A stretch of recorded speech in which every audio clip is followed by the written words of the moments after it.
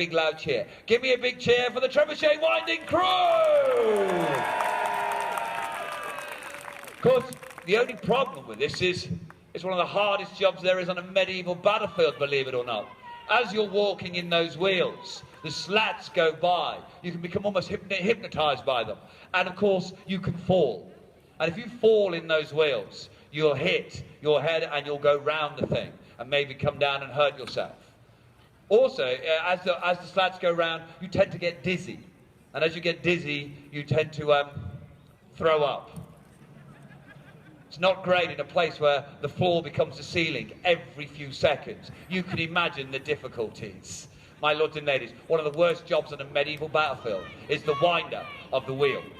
It has to be said that as the arm comes down, you can see where the rope is attached. On the end of that is a collar.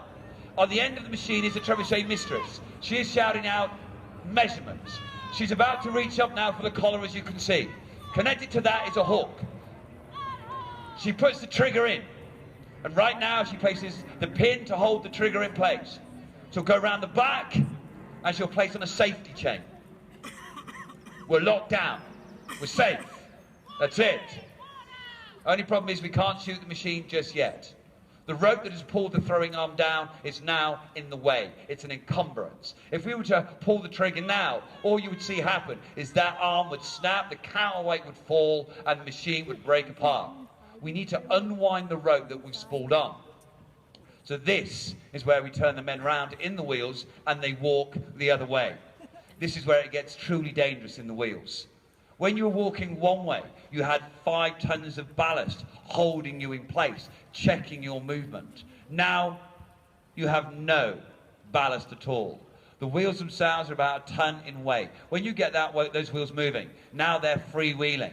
If they go too quick, this is where it gets truly dangerous. If the men slip in those wheels now, they will hit their head on those slats and they will go round that wheel. They'll get to the top and they'll fall on the axle, breaking their back. And that would be terrible. We cannot replace these until next Wednesday, when our new crew arrives. But my lords and ladies, fear not, we have done this more than enough times. In a moment, once this process is done, we will tie the ropes off and this machine will be ready to loose.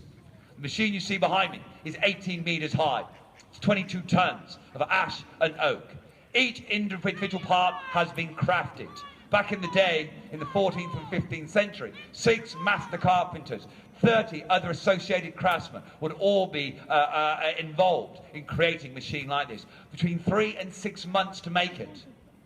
But on the battlefield, less than a day to put it together. It's a tension fit. Every bit comes apart.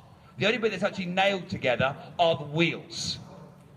They come off as a unit. And we can put them on a barge and sail them down the river to wherever we need them to be.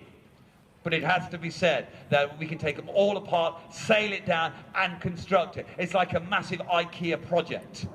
Only in this case, there are no screws left open. And the person who would orchestrate all that is our Trebuchet mistress at the back. She there would be in charge of the whole procedure. It has to be said that these machines are run by engineers. When you go to war, you do need knights, you do need men-at-arms, you do need archers. But in most of these cases, you will always need an engineer. St. James of St. George, he springs to mind. The siege of Calais lasted for a year. Acre lasted for almost a year. The siege of Stirling, 1304. Machines like this were used. Imagine them there. Now, in a moment, this machine is going to loose a missile. We would normally throw an 18-kilo boulder all the way down the length of the island, getting close to the M40.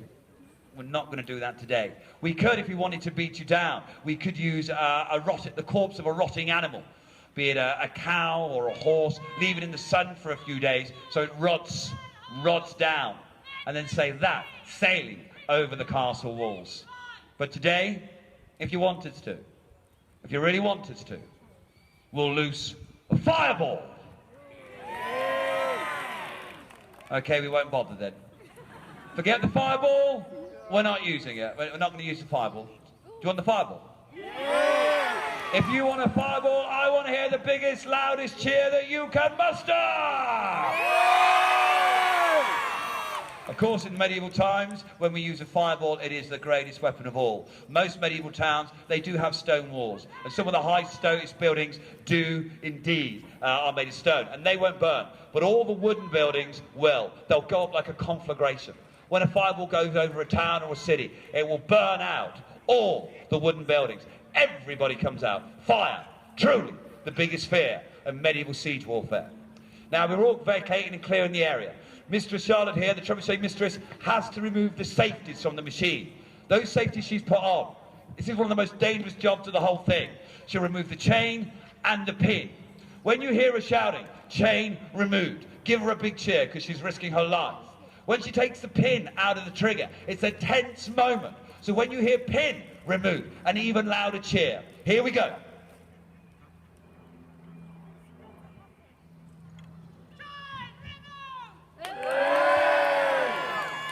This is the one, the pin.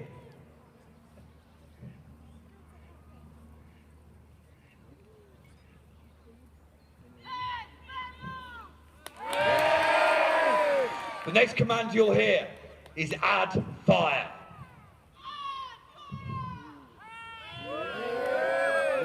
Now, I've got to warn you that on occasion we do get a misfire. It can go backwards, forwards, or sometimes over here. Be aware. Now, it's all about waiting now and experience. If the Trebuchet machine lasts too long, she'll burn the machine. Too soon, the fireball goes out, cheering on its way.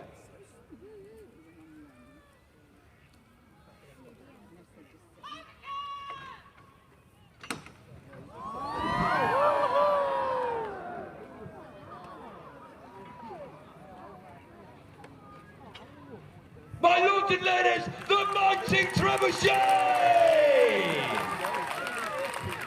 And let's be honest, a machine like this cannot operate without an incredible crew. Can I hear a big loud cheer? Go wild, go crazy for the Trebuchet mistress and her crew!